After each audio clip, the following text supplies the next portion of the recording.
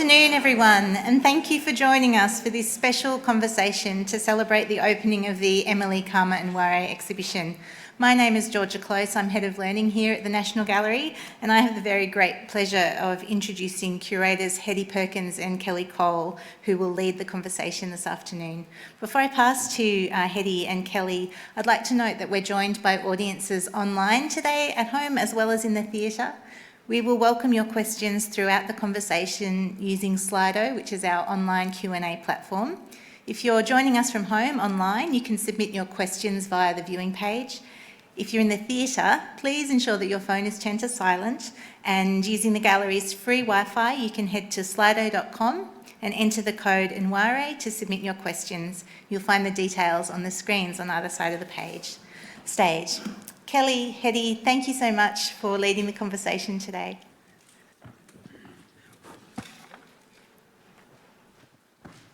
There we go. Hello, thank you, Georgia, and hello, everyone. Nice to see so many familiar faces, friends and family. And can we just begin by acknowledging the traditional custodians of this beautiful country where this exhibition is being presented, and of course Jude Barlow for her wonderful welcome this morning, and Dr. Matilda House and Paul House Girawa for, of course, always being so welcoming and so gracious when we come to their beautiful country. We thought we would start this morning by introducing all of ourselves. I'm Hetti Perkins. I'm Arrernte and Kalkadoon woman from Central Australia.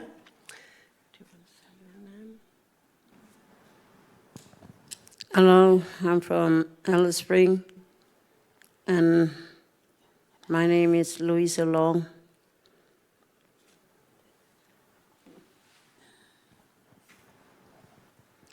Hello, my name is Margaret Long. I come from Alice Spring and from area, Utopia.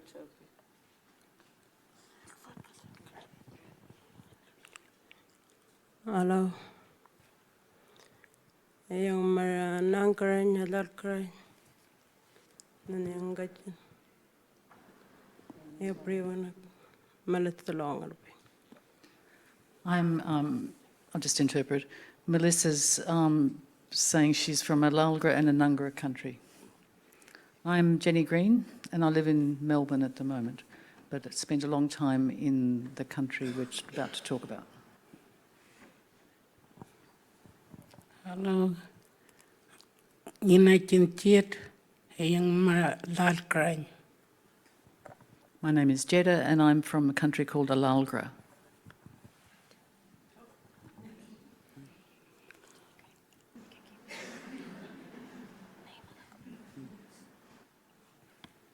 I'm Josie Kenos, Lalkra.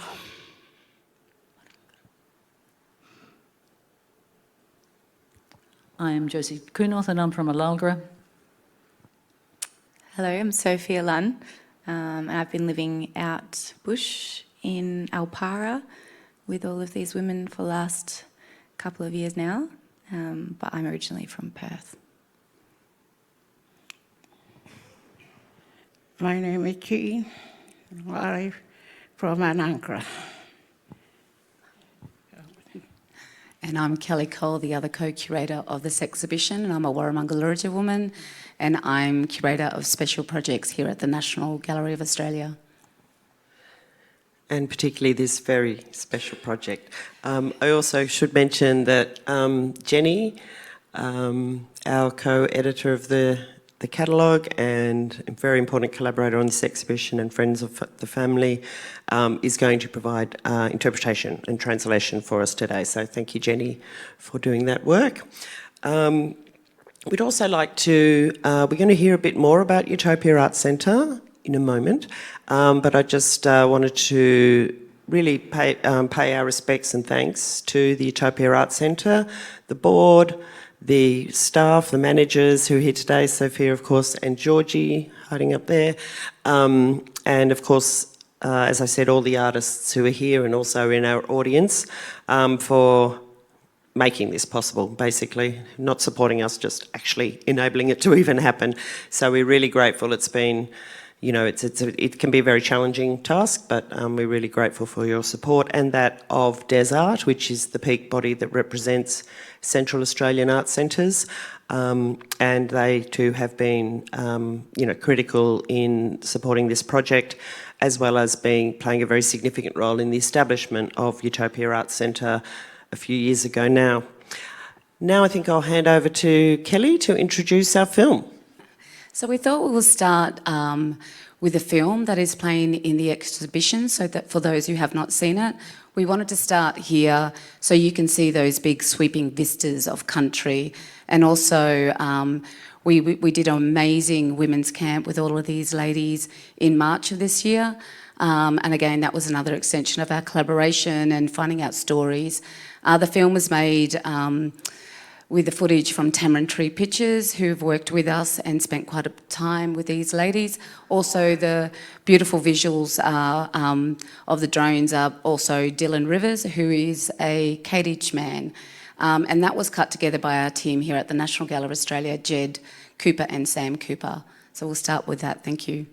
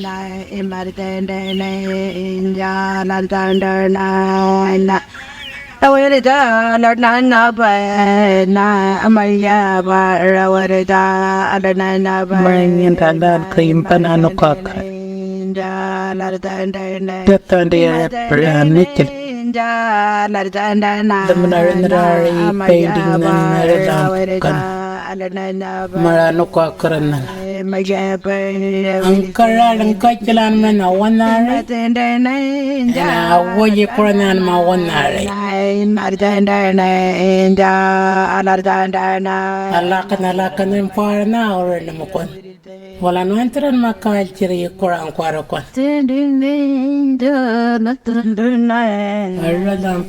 Aila na la woye karon. Anu akaran na o ka woye.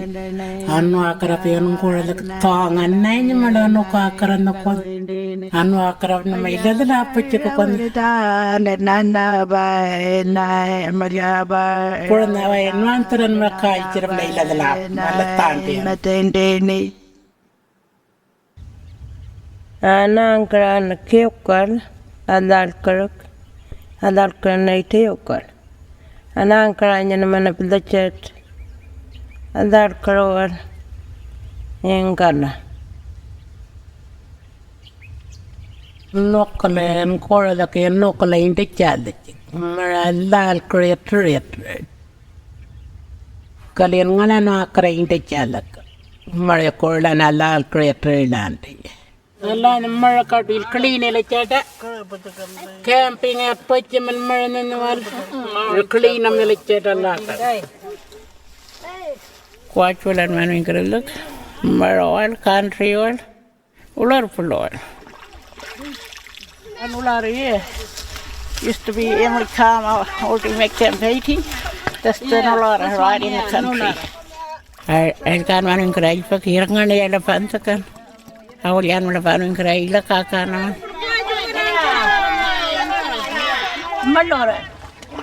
Malora Lano King. Quite full profile can wear can answer happy and Kalkadoon and Kalkadoon, Marano King Canolan.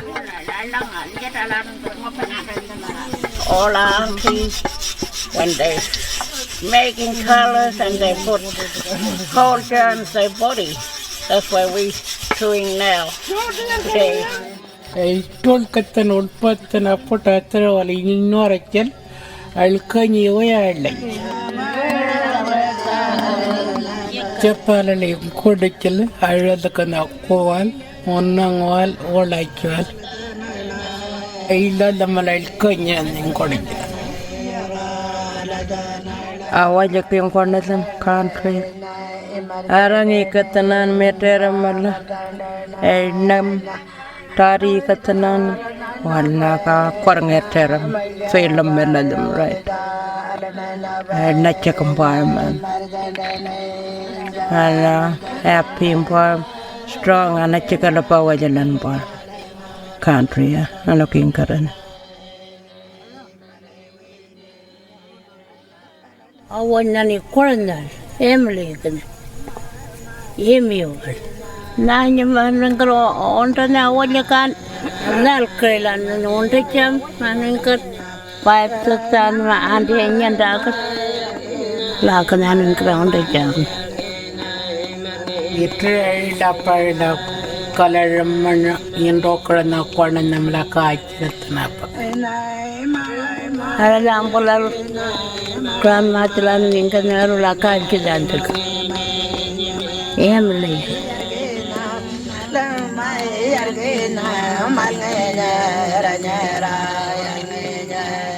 Nai manin kara lora nani parna. Awalnya kanya nana nai. Ingkane parna. Harale ora chiki orang.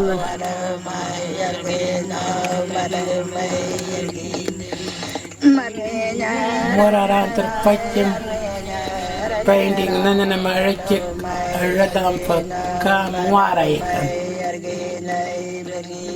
Ano pongeraman nak environment ngo pernana. Painting around yen mo ana dapat life la right warnen. Tas where dampir paintan.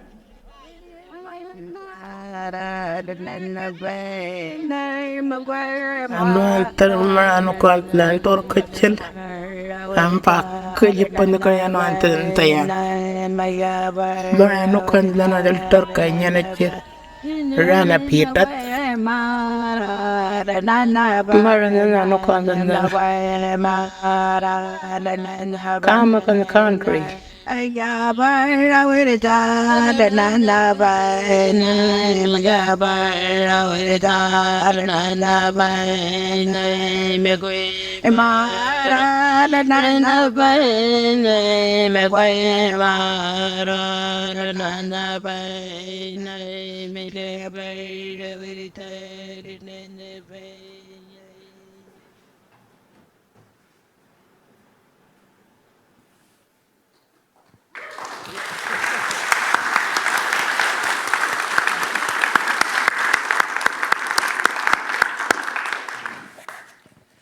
It's so wonderful to see the one aspect of the culmination of all this work by the community to this project, and of course one part of this and the exhibition is another part, and we're looking forward to the bigger picture, literally, that tamarind tree will bring to our screens. So I think we might, unless anyone wanted to comment on that film, we might kind of go back a little bit to the beginning, and I just wanted to ask Kelli to tell us a bit about, your personal as well as professional journey to realising this exhibition. Thank you, Hetti Perkins. And thank you again to Tamarind Tree Pictures for this wonderful footage. It's really interesting when Hetti and I talk about when we first, thought of doing an Emily Kam Kngwarray exhibition. We can't quite remember the date and how long, but we've been working on this for many, many years, and we've been working with the community probably for the last 18 months to 2 years. So obviously, this is a wonderful exhibition of Emily Kam Kngwarray. We say it's like a living retrospective. Just like you see in that film, everything is still alive. The country is alive, the spirit within that country is alive, and these women represent that whole story. We've got in the exhibition, there's 92 works in the exhibition, but many of those works are considered one. If you even think about the Arrernte suite, there's 22 panels just in that work alone. And then, of course, we've got the amazing Summer Project, which is on the outside of the exhibition in the foyer. So again, I recall meeting Jenny Green and giving her a call in Melbourne one day, asking if she would meet me to work on this exhibition with Hetti and I. And the first question she asked me is, well, what are you going to do? And that was a good question, because back then, this is like 2.5 years ago even, we didn't really know what we were going to do, but what we did know was her collection is so vast and so amazing in institutions and in private collections. And that was when Hetti and I spent the time trying to work out what paintings and batiks and works on paper that we would include in this exhibition. So what we have here is a look in my personal connection, or I should say our personal connection, because I've got my sister Danielle McLean here today, who's a part of Tamantree Pictures, and I've also got my beautiful family. My son's in the front row. Our connection is a personal connection.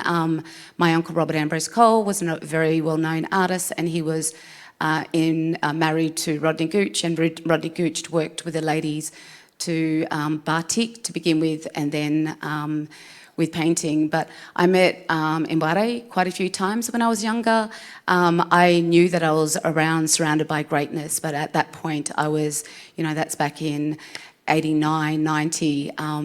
I wasn't, there was this lot of beautiful women painting. So I've got these fond memories of going out to Utopia when I was about 16, 17 years old, and then always going to my uncle's house and watching the ladies paint there. And we're not just talking about Emily Kam Kngwarray, we're talking about Gloria Pajara, Ada Bird, all of these ladies' family. So so putting that exhibition, working with, institutions and lenders. And from what you've said, Kelly, going to the house and seeing all the ladies sitting down together, painting, which reminds us of how you describe the batik process too, Jenny. We'll see some photos of that. We'll talk about that soon. But it strikes me that was a bit like what is a modern-day art centre before. They some had been invented by then, but they wasn't such a feature of our cultural landscape as it is today. Sophia, do you want to tell us a bit about Art Centre life, and also if the ladies feel like telling us about what happens there? We've had the privilege of visiting you at that beautiful Art Centre and having cups of tea, looking at paintings. Hello. I've been out at the Art Centre for 3.5 on 4 years now, which has been the honour and privilege of my life to come and spend time with these ladies and get to know them, learn some language. I have the best teachers and guides that there is.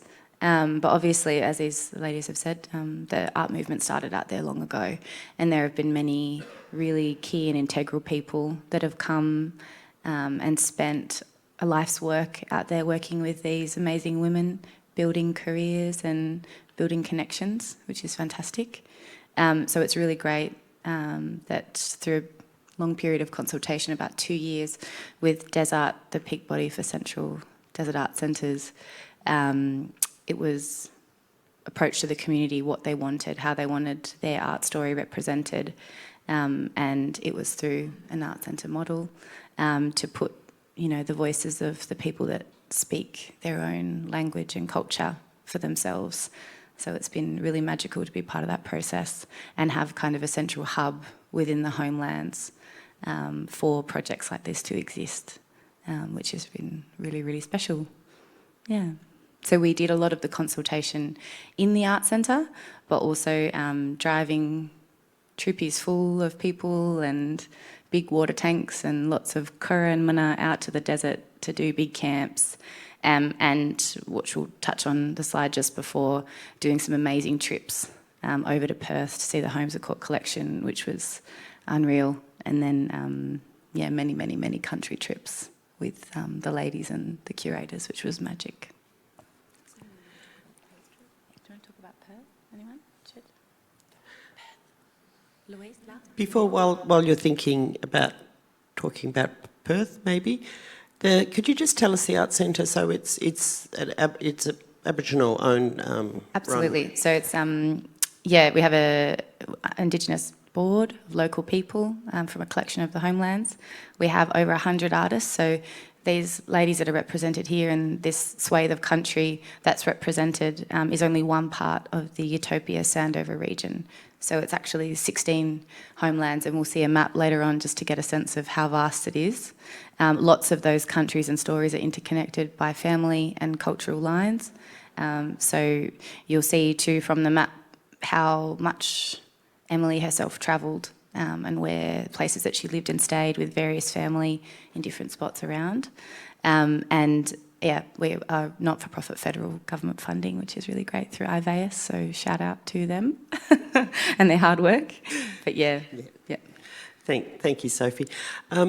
What was it like, we saw before, when you're looking at that beautiful batik, what was it like for you? Because I imagine sometimes you've seen these works made and then they leave and go to someone's house or someone's gallery and you don't necessarily see them again.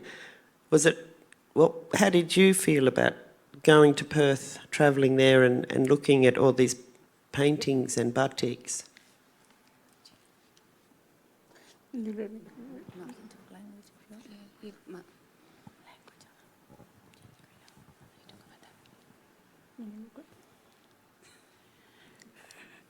Ano yung karalak Perth. Alam parok arang yan okay karan telpon yan na marriage. Laro ling ko na chat. Tanari ni chat di kala kakaukonan.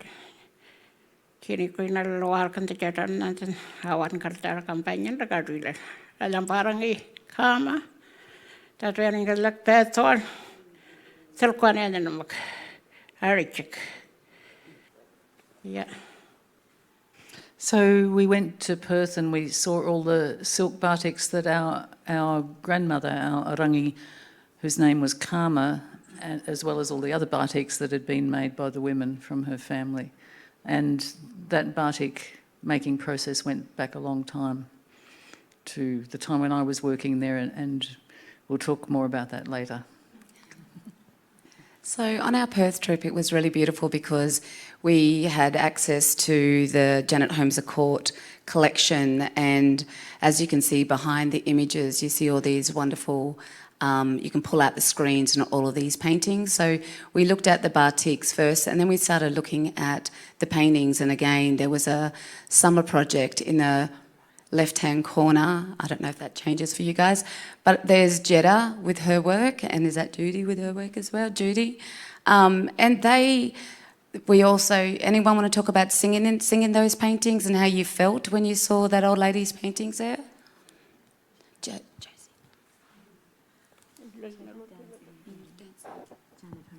Dancing, happy.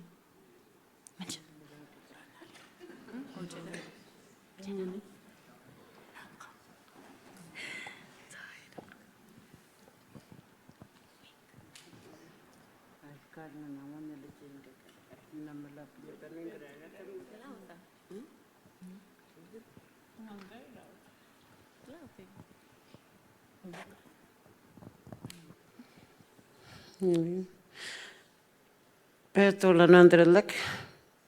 First time nandrajalak. Aralamban batik, silk, and another ngan mertna kanu al kan nant nangon la kar etne chekum para kar lambal chitle kra analan in japanya no el kita to te korla ringo na ka pen letnya na ma penyarakan anal kan ring karan etne chekam park yan la chela kar yeah. That was the first time that we went to Perth, and we saw the old woman's silk batiks. It made us feel in our bodies really sad, and we cried, and it was just like her. It was like her. It's like she was there, and it made our bodies feel very emotional to see those batiks. What? That's beautiful. As you can see here, we were looking at all of the part of the process. Kelly, maybe you could talk a bit about just showing the pictures and some of the paintings and doing with the catalogue, for instance, how the process around that. Yeah, so like a lot of people talk about consultation, we talk about collaboration because we say that this exhibition could not have been done without these women. And so Hetti and I and Jenny went to Utopia quite a few times, again with Tamarantry pictures. And every edition or every of the catalogue, so every painting that we selected, we showed it to the ladies. So we would pull out these big photographs of the paintings, and that's how we found these real true stories of what were in these paintings, because these ladies could see what that old lady was painting, and they were telling us, revealing those stories to us, which was extraordinary. So here's a photo of me, you know, with not Naomi, who I got there, Tishani.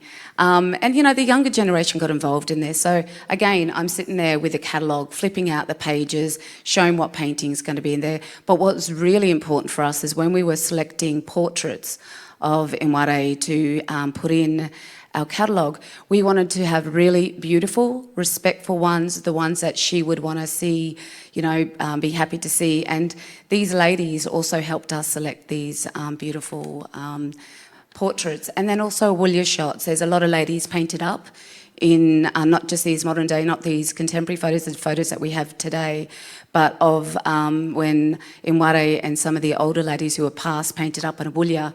We wanted to make sure that they were right, that we could put them in, and that every family member said yes to all of those works being in there. So this is being signed off 100%. This is community involvement, and it's their, you know, catalogue and their exhibition as well. Thanks, Kelly. We were just conscious of the time. We've got it was mentioned before, Sophia, you talked about the breadth of Kngwarray's country and all the ladies' country here. And we were really fortunate that Jenny suggested that we commission a map from wonderful Brenda Thornley, who's made this amazing map so that we can understand a little bit better this beautiful country. Jenny, can you talk about your experience of well, being on country, but also how it all connects, I guess? Yeah. Well, I think it's really, I like maps. Lots of different sorts of maps. I've noticed, yeah. And I think it's just one way of looking at things. We can think of this sort of map as one way of looking at things. So I hope you can all see it well enough, but if you can't, you will see it in the front of the exhibition, and it looks really beautiful, I think, on that wall. So thanks to Brenda Thornley.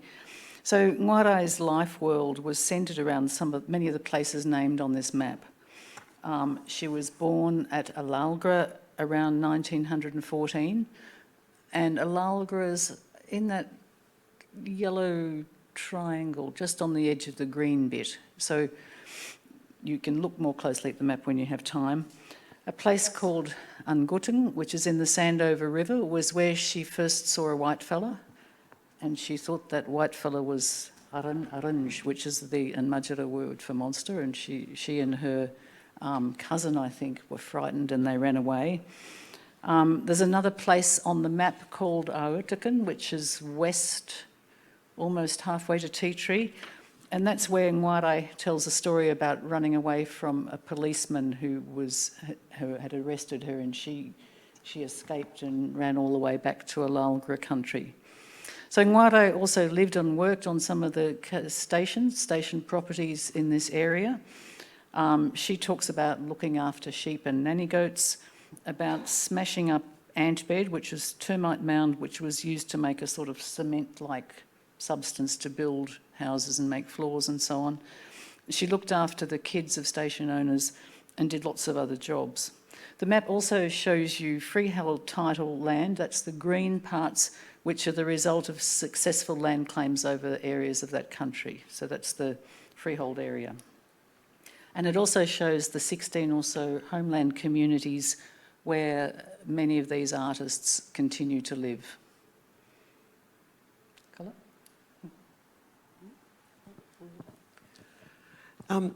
Thanks, Jenny. Is it possible just to, well, you mentioned land claims.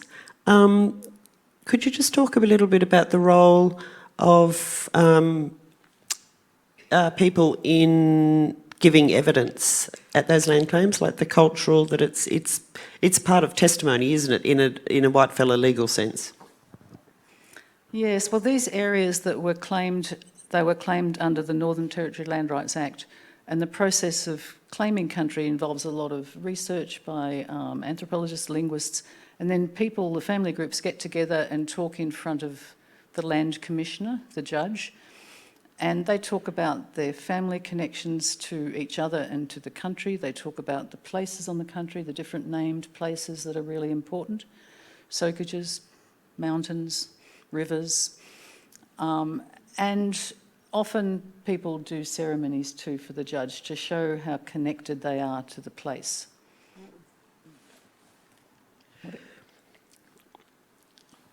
Anybody want to talk for this map or? Huh?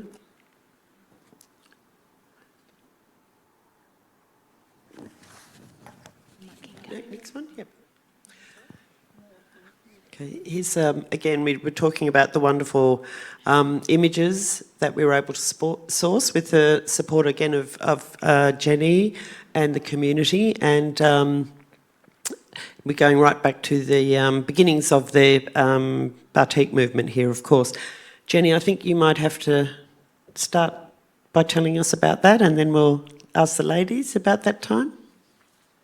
Yeah, so one of the things I was going to say, this exhibition and the publication that accompanies it sourced a lot of archival images from people who were very generous in sharing what they had, and these might have been, including many photos of Utopia in the old days. And on this slide you can see a photo of Emily Kam Kngwarray and Lily Kngwarray making tie-dye at Anmatyerr, the homestead at Utopia. And also another photo of the old woman making batik. And the opening slide we had showed a beautiful photo of Kngwarray on the way to the first batik exhibition in Alice Springs in Anmatyerr in 1980. And that photo was taken by Toli Sawenko, who I think was school teacher for some of the women here, way back. So it's been very important to source these things to enrich the exhibition and to also talk with community and enrich the archives themselves by really making sure that all the people in photos are named properly. If they're named properly, we don't leave people out, and in turn we feed this information back to the archives so that this can be kept for the future.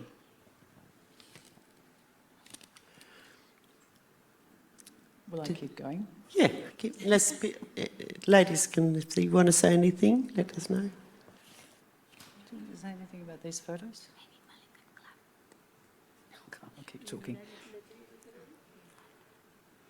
Maybe we'll talk about batik on the next slide, but I suppose another thing that happened from the archives was also sourcing recordings of Kngwarray talking and singing, and that was another important layer of the information that is part of this exhibition, the film and the conversations about ongoing traditions, and also what's been seen very clearly at the opening of the exhibition and in the film and so on is the way people are carrying on the legacy of the old woman and the rest of her family.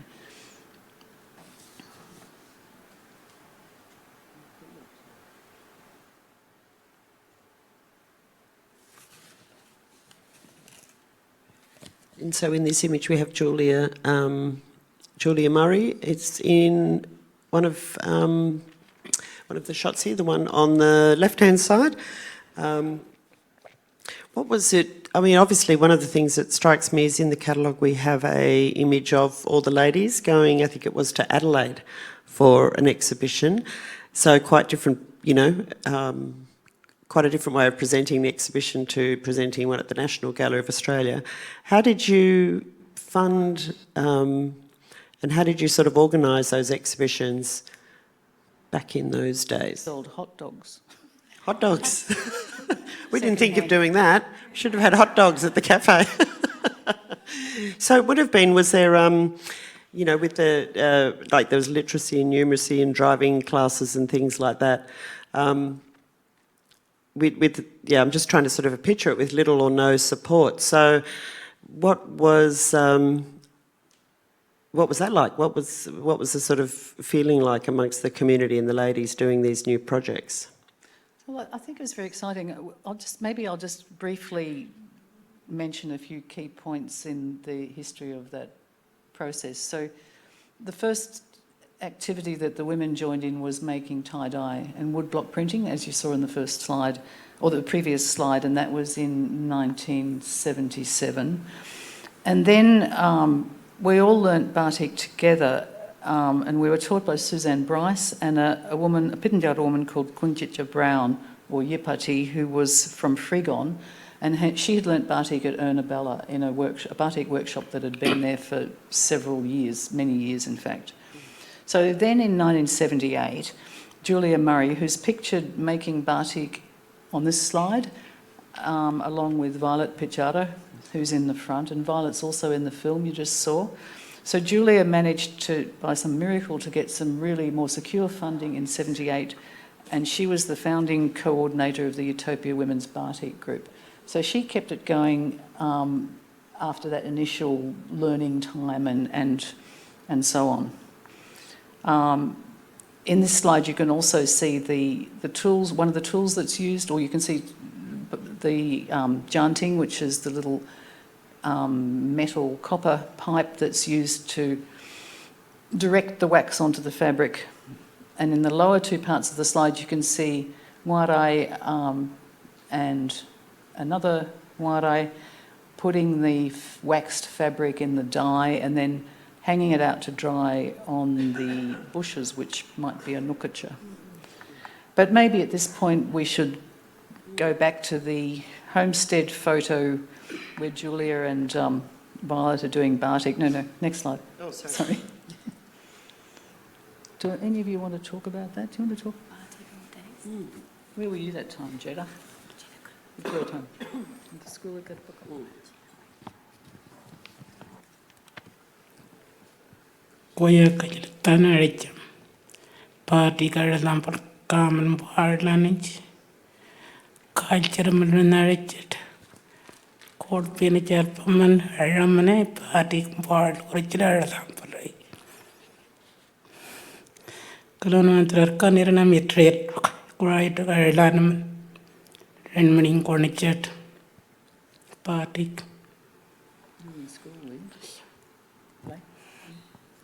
Cold panel pamana, a Richard Panel and party important.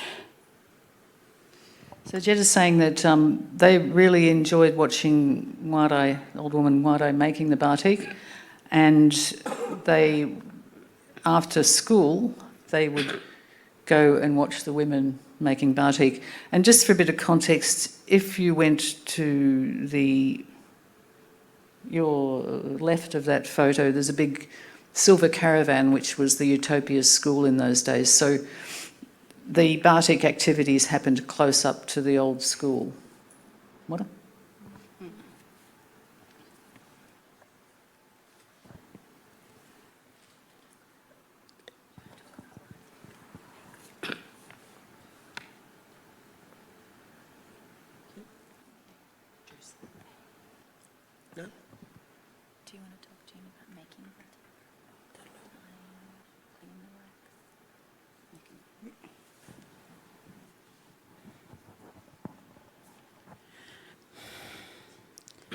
Party Tara Carol. I don't find the little quantum project, Carol. So stake in the power long, has to mix them up in the quite well. Carl and my kinkerman, and Rosemary and Nora. 3 per than Manaka, Carl and Barn in the man. I don't find the budget. Wax and a little clean of lunch, had what I follow me in jet pocket. Color and clean of yellow and white, silk one ring, red and purple, orange, and then what color no low jet, pocket, quite in what water no fall in a jet, different what silk one when walk on in a jet, and jet. And the got it. I used to watch the women like Barbara and Rosemary and Nora Pitjara making batiks, making the silk one. They would wax the fabric and then put it in different coloured dyes. There were, yellow ones and white and purple red, and after that they'd boil the wax out of the fabric. That's what I used to see happening. What? And I think Josie this morning was saying it was hard work. That old lady was really a hard worker for that. When we were in the galleries there. So, Jenny, why did Kngwarray decide to transition to painting with acrylics on canvas? Well, that's a big question. I think there was one particular time when she said to me very clearly that she explained what hard work batik is, and I think if you can imagine, even as been talked about today, the amount of work that's involved in collecting the firewood and the water to boil the fabric. There's a lot of physical work, and I think, in fact, the processes and the dyes and all these things, it's sort of quite intense and complex. I think Kngwarray perhaps famously said that she got a bit sick of batik. It was too much hard work, and she didn't like the amount of rinso that it took to wash the wax out of the fabric. A waste of rinso. That's a good reason to give up. She said, Hetti I loves changed that. over to painting because we were wasting too much rinso. I'm sure there's a lot of other reasons people could think about why painting became the main thing people were doing. It's a complex question. We might come back to it later. Yes. And I was thinking the eyesight was another, wasn't it? Did she say that her eyesight was a bit deteriorating or something, and she found the acrylics a bit easier? Yeah, she might have mentioned that, yeah. Okay, we might have a look at these. Kelly, I might ask you to tell us about these two wonderful works. One from the collection of the gallery, of course, and then one from a significant private collection. Well, look, it was really important to start with, to include batik, obviously, in the exhibition. Like we said, she did 11 years in batik prior to even painting on canvas. And we've got, 3 different stages of batiks hanging in the exhibition. And in our first room, we start with these wonderful 2 works here. One to the green one, I'm terrible with my left and right, and this is reversed here, so... Oh, okay. So the one on the left, the green one, I talked about this in our talk before. This is a work that Julia Murray has loaned the gallery for this exhibition. It's one of the earlier batiks she worked on, I believe. It's a work on cotton. I'm looking at, to be corrected at any point here by Jenny Green. So look, it's a wonderful work. It's a very small work, but it's a work on cotton. It doesn't have that luminosity of works on silk, but it's important in the sense of this is one of the works that she first made. Talked about I'll stop saying we talked about it. I'm just pretending you've all heard this for the first time.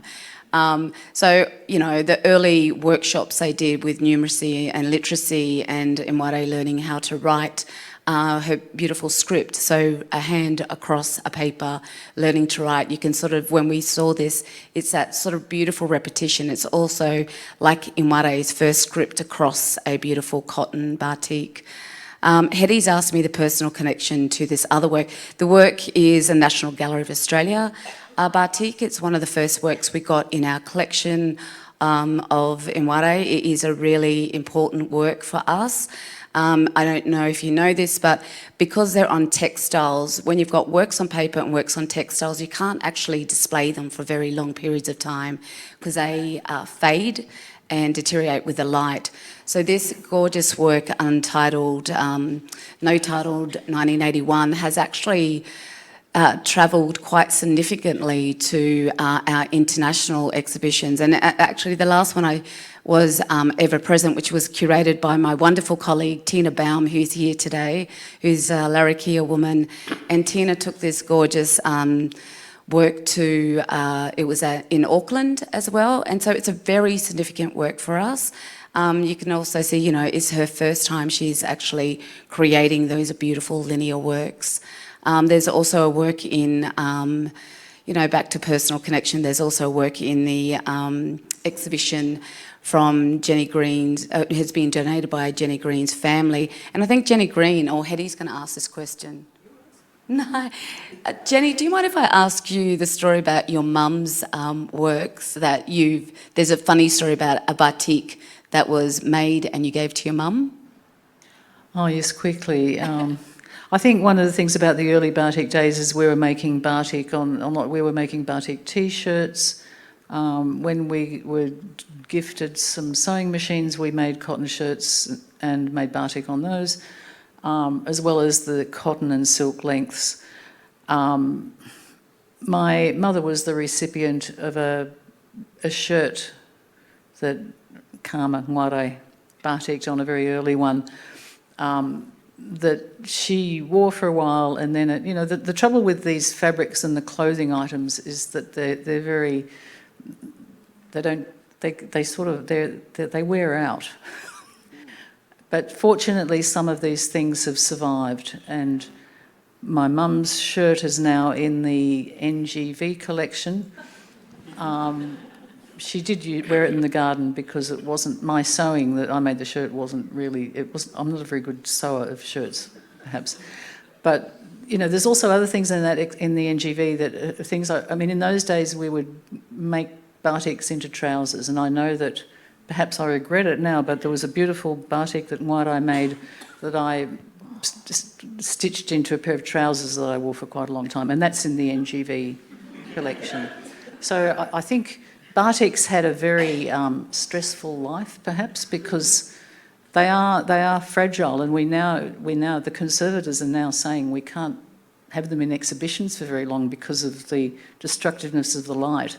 So we're very lucky to see them, and I think maybe this exhibition might stimulate people to bring out their batiks too, and there might be some more treasures from those times in the 70s and 80s that can be accessed by the public. Gifted. Yes, and gifted to the NGA. Yes, it's been wonderful. We were so delighted when Jenny suggested that there might be an early work that Julia had in her possession, and as you can see, it's very exciting to have this in the show. So thank you for that suggestion. I think I am conscious that we're running out of time, so we may not get through all our slides, but I'm just going to say that the catalogue is amazing, and I can say that because I barely did anything to contribute to it, so all credit going to the ladies and to Jenny, but it's such a rich source of information. But I think we should now just talk particularly about Nurla, which I'm conscious my pronunciations are all out of whack. Who would like to tell us what we're looking at here on the screen? Who want to talk for that one?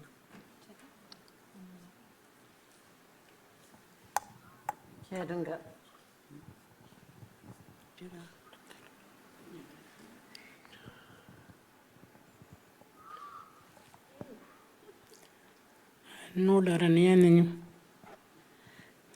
camera in Gordon. Manana connected.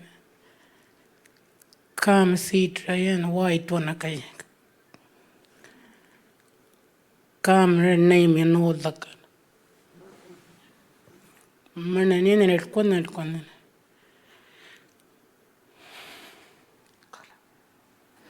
So this is a nulara, the plant that Kam Kngwarray painted. You can see the little white pod there is the Kama seed that Kama was named after. And on the right-hand side, you can see the roots of a nulara, which is called sometimes in English pencil yam, the roots that are the edible part of the plant.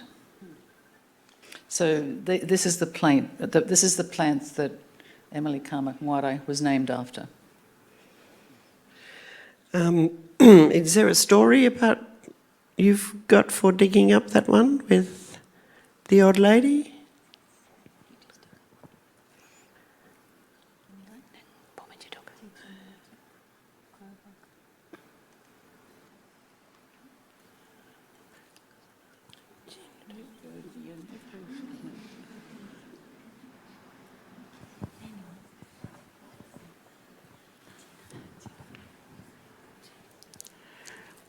Kuഴപ്പമില്ല അങ്ങനെ മൺമണിയെന്ന് അങ്ങനുള്ളവരുടെ കല്യാണമുള്ളവരുടെ നമ്മൾ മഴ വങ്ങി നമ്മൾ അരച്ച മല കോമലാണ് മണ്ണല്ല മഴയിൽ കൊലലങ്ങാന കല്ലും മഴ. So, remember the old woman Kama and other people used to dig up the root of the plant and take it back to camp to cook. This plant, the Anmatyerr, originated from the very important country, from the big place. Alalgriki? Alalgra. Could you just elaborate a bit on the importance of that, the originating from the place?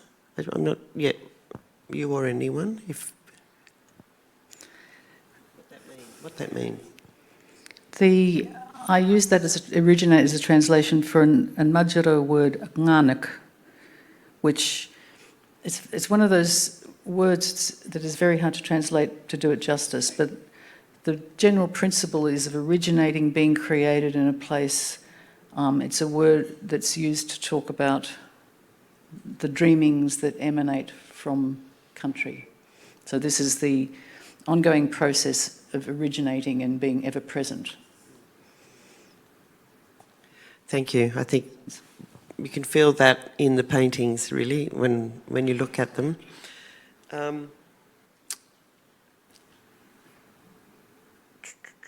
Do we want to...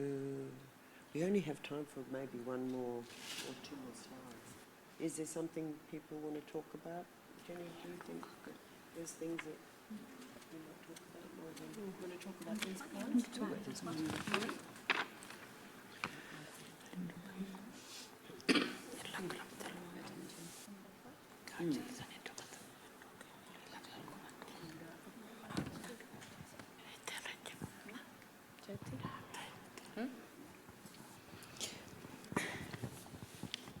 Mano kakran danganak yandoko Anmatyerr Anmatyerr Alliachuro ndanga dapranan manana atamadral kunal urowadan manaran tamp make them tamp.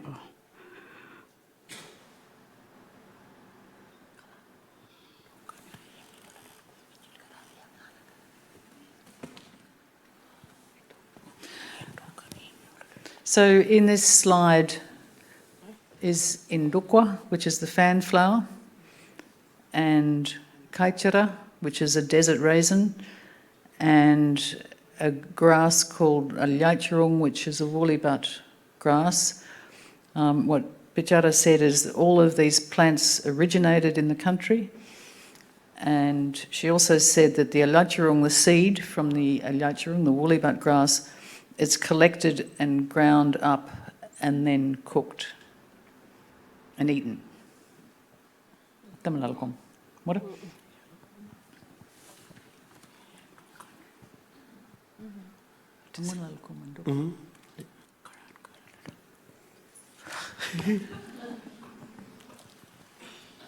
Inrokan karan karalel kochilal manadi kuran ingala ina komkin man inrokani. Okay, so in Dukwa, the fruit, you can see the bright yellow, slightly hairy fruit. That's a fruit that emus eat, and sometimes people. Sometimes people eat it. You can say something? No. Mana onrak yan tanira campatanin konak mana alena emiolal konno campatorin konak konno mana emiolal kuiniket ali ikonel pranit mana onrak yan tanir ano daratan natan ye yana matil lain kan. So that Indukwa, the fan flower, old lady Kam Kngwarray painted that as well, and in some of the canvases and perhaps the batiks that are hanging in the exhibition, you can see those, as well as the nulara, the pencil yam that she painted. That's wonderful. Thank you so much. We have come to a point where some of the people listening and watching want to ask some questions to finish today, but we might answer those questions while we look at this beautiful work, which details how these plants we've just looked at influence and appear in Kngwarray's work. So one of the questions that people would like to know is that Emily Kam Kngwarray's art is loved by people all over the world. How does it feel for you as family to see her, acknowledged, to see people repay that respect in that way? How does it make you feel that she's famous?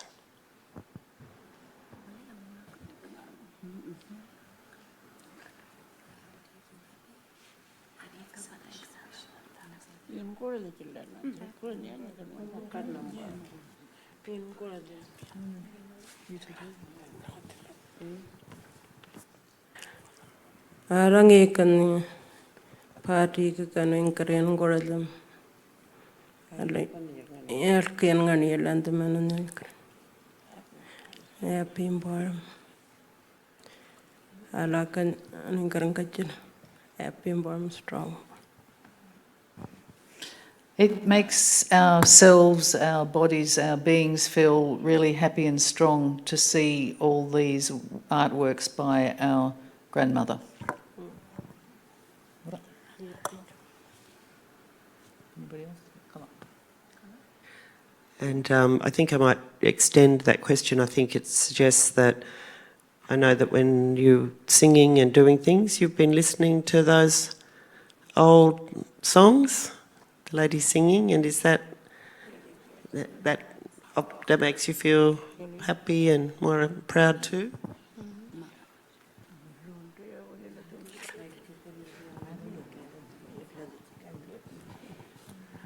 Ilalinan awoyak ingat ka prenawanan korna awoyan anu ninkarna in korda chikam park awoyala wakala.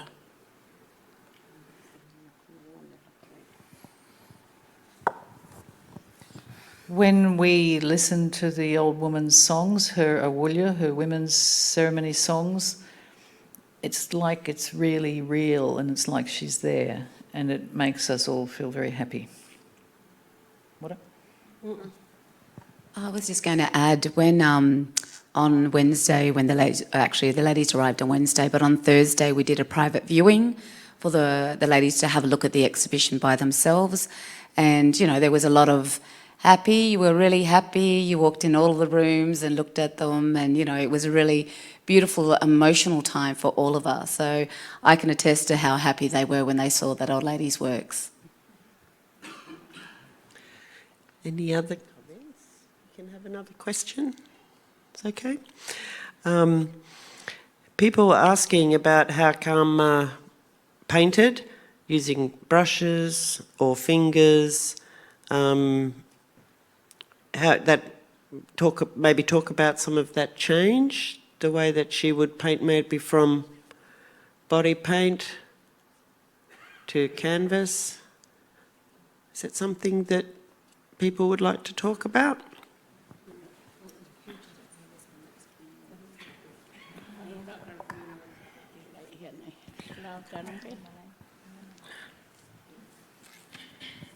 Party green one.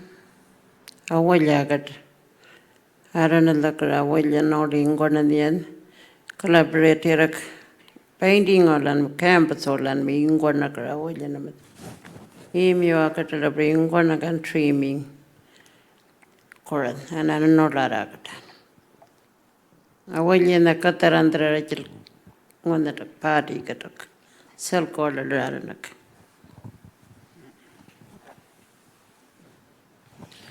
Kngwarray, in her batik work, she painted awulya, women's ceremonial designs, and then she thought she would change over to canvas, and she also used those awulya ceremonial designs in the canvas as well, the emu and the Anmatyerr pencil yam dreamings.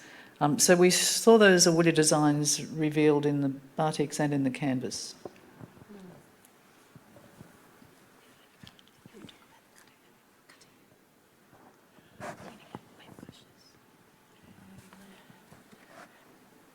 Rera ojeling konadan tare for pojankal toakati hanan karatanyara chataling karalandi songan waili chat a korngwar ko yawan karan weli ni chatarota chatakan awjaran adalano ila frakadra awjaran chat a kokatra no la chakana alan hadan pen strong en nganakan healthy one alat and really in chat. Koyarang in a very grand take command a little go in an chinan.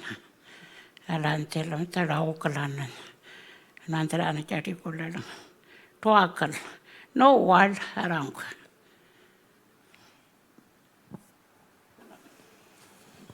So we saw her painting and singing awulya at Three Bores, which is on the map. Women were painting up their thighs and their breasts with awulya designs. They were sitting behind a windbreak, so there weren't any houses at that time.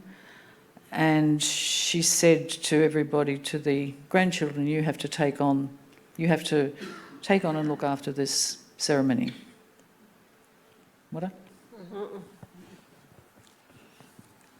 Well, that's thank you for sharing that story. That's very special. I think we have time for one more question, and it seems appropriate to ask, what's next for Utopia Art Centre and artists, of course? Things that you are excited about that might be coming up? So firstly, we're very excited we're getting a building, which is great after 4 years. We're actually going to go visit the building on our way home. So it's going to be very exciting. It's in the yard being built. But all of these ladies are incredible painters in their own right. And their work has been exhibited before and will be exhibited again. We have a website where you can purchase their work as well. But most excitingly, we have had a really great pleasure working on this project and being here in Canberra. And very excitingly, the exhibition, the next iteration, will be at Tate in the UK. So we're getting excited about maybe going over there with these women and perhaps others. Would be fantastic to be there. Yes, there's no more Kumanjai, that old lady from that side, the Queen, but still, we still go and see her country. That other old lady, but I think I'll just hand over to Kelli now to say something and say thank you. I look at you like I was going to say something. So when Sophia's talking about the Emily Kam Kngwarray is going to the Tate, I think the date was July 2025. So we are very excited. We only found out that this week. Yeah. So we're all going over. Look, I just want to thank you all for coming. We didn't get to the paintings, but that's okay because you can see the paintings in the exhibition. Like I said, also the exhibition publication we have has got extraordinary text by, Dr. Jenny Green, Hetti Perkins and myself, amateur artist, Stephen Gilchrist, and also Krishona Smith. But I just would like to thank you all for coming today, and I hope you enjoyed it. And thank you, the women. Special thing that we're, just to add more to our workload, the women want to sign catalogues. So if anyone would like to buy a catalogue at the shop, the ladies are going to go down there and sign the catalogue for you. So that's what a privilege. So, thank you all. join us in thanking the ladies, please.